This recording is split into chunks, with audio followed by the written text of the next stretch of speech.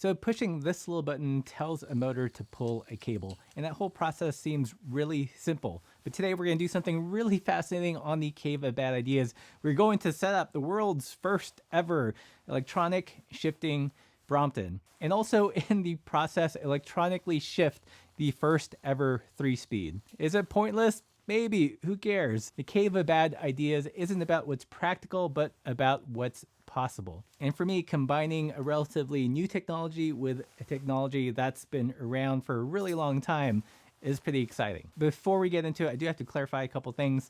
If you didn't watch our previous video, I'm doing a bunch of experiments with the Archer Components D1X Trail. And it's basically a system that turns any derailleur into a wireless derailleur. In the previous video, there were a ton of comments telling me about how electronic shifting was terrible.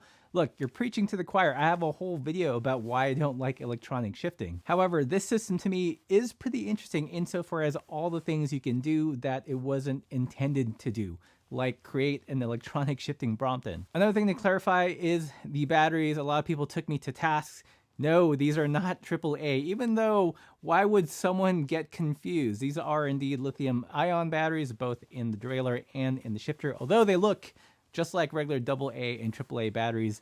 I'm not a specs guy. If you want more information, go to the Archer website, which will be linked somewhere below. When I first saw Archer Components, this was actually the first thing that popped in my head.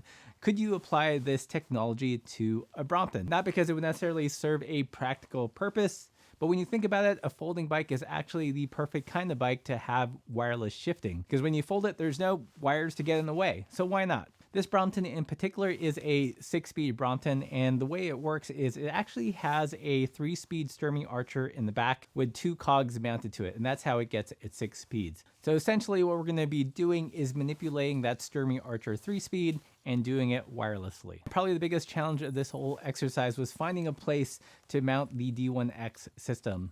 It wouldn't fit on the chainstay just because it's really short and it would interfere with the pedal. So I had to figure out a way to mount it to the seat stay. The seat stay, however, was a little bit on the narrower side.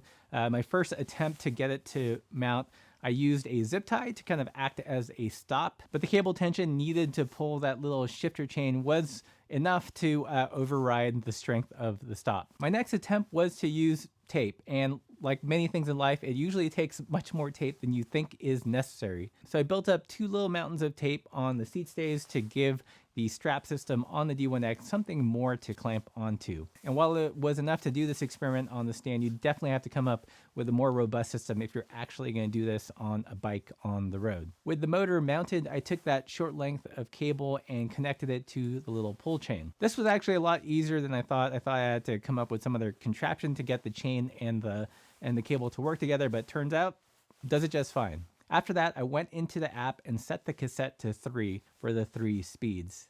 And with some trial and error, I was able to dial the exact amount of cable pull to pull the chain in order to shift the bike. With that, there was a little bit of a convoluted process to get it to work with the shifter, but in the end, it works. I push this button.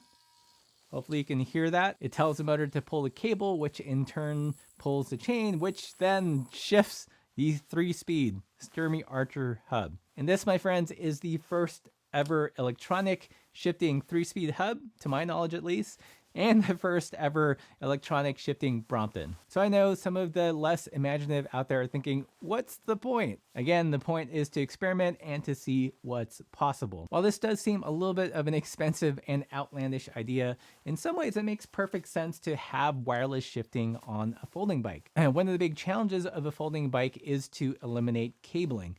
And if you can eliminate at least some of the cabling using wireless shifting, I think that would actually be a reasonable design choice. How did it perform on the road? I don't know. It's going to be like -20 tomorrow. Again, this is a little bit more of a kind of theoretical exercise. So does this make sense? Probably not. Is it cool? I think it's cool. One thing I want you guys to keep in mind when I do these Cave of Bad Ideas videos, it is done in the spirit of exploration and experimentation. Do I think the D1X Trail by Archer Components is the perfect product that you must buy? Not by a long shot. It's got its problems, it's got its quirks, it's still pretty pricey for a lot of people, but I am super curious about what is possible with this system. When I tinker with things, don't take it as an endorsement of something that you should buy. Turns out I can make videos of something and you don't have to buy it. but we can play and experiment together and see what's possible. So what do you think of this electronic 3-speed shifting hack? Let me know in the comments below. Do you think this is actually a viable solution or just more of one of Russ's crazy ideas? If you like this video, don't forget to hit that subscribe button. Consider buying some merch or supporting the channel on Patreon. It keeps all these goofy ideas coming. And as always, keep the supple side down.